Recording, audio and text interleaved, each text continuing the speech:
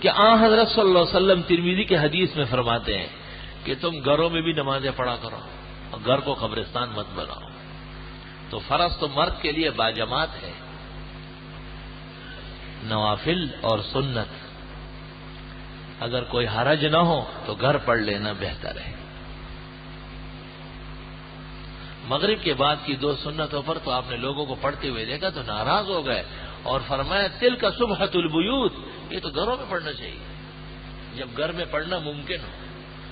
یہ نہ کہ گھر بھی نہ ہو اور سنتیں بھی چھوڑ دے، جیسے آج کل رواج ہو گیا کہ فرض نماز کے بعد لوگ چل پڑتے ہیں. بھائی فرض نماز کے بعد جو سنتیں ہیں جیسے ظہر کے بعد 2، جمعے کے بعد 6،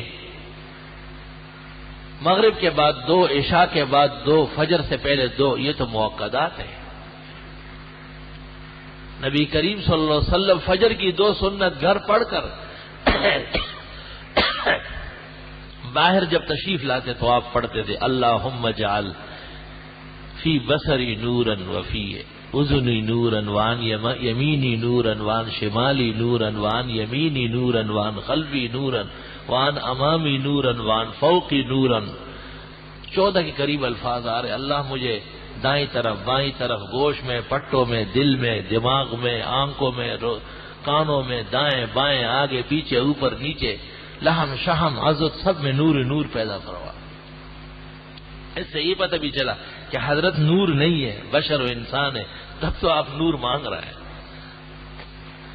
اور اخیر میں فرماتے اللہم اجعل لی نورا، خدایا میرے لیے نور ہی نور پیدا فرما.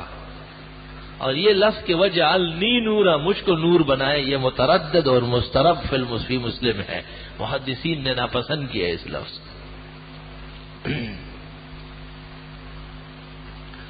علماء لکھتے